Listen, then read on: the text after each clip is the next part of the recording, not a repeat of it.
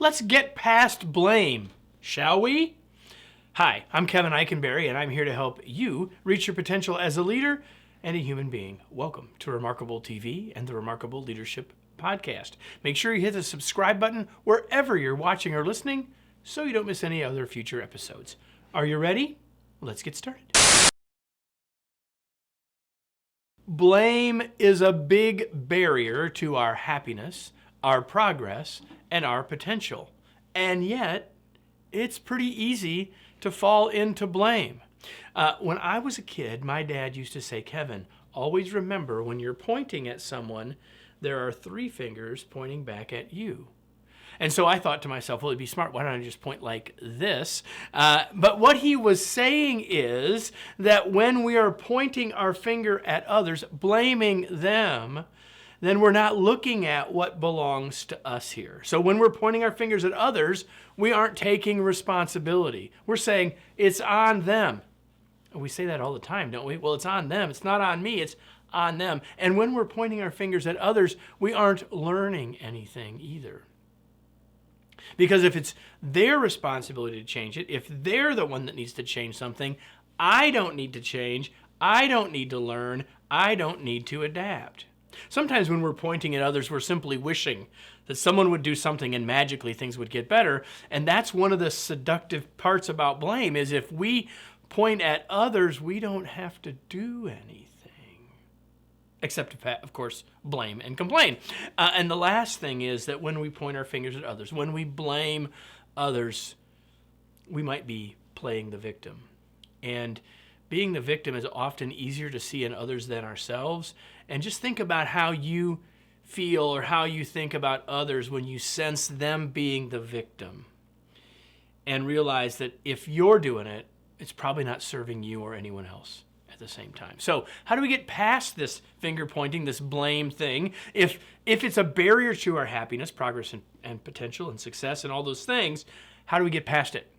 Well, the first thing is we need to consider plausible cause. A lot of times when we blame other people, we're looking at the situation from our lens and saying, well, they see what I see, so why didn't they do something different? It's very possible that what they see or their perspective or their lens or their experience is different than ours. It doesn't necessarily mean that they have negative intent towards us or the situation.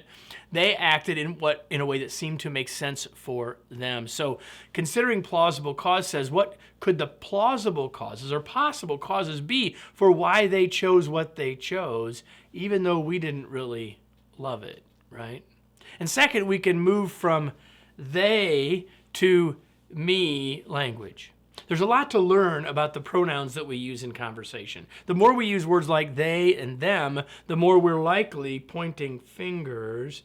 The more we use words like me, I, our, the more likely we're taking ownership of the situation. And like my dad said, looking at the 3 fingers pointing back at us. And the third thing is, and maybe the single biggest thing that we can do to get past blaming others, is to ask the accountable question, which is simply this: what could I have done? Or what could I do differently next time that might change it? You see, in most situations where we're blaming others, we're saying they could have, should have done something different. But the question is, what could we have done differently? What might we have done differently that might have changed the outcome? It might have included asking them a question, talking to them about something, sharing with them our concerns, any of those things, and 100 others that we could do, could have done, could do next time, that would possibly change the outcome. That's the accountable question. What could I do that might change it? And that accountable question is the single biggest thing that we can do to get past blame. Let me close with today's remarkable reminder. Blame can get in the way of your learning, relationships, and results. As you learn to get past blame, all 3 can flourish. I hope you found today's episode helpful. If you did, I want to make sure you subscribe so you don't miss any future episodes of this Remarkable TV or Remarkable Leadership Podcast episode.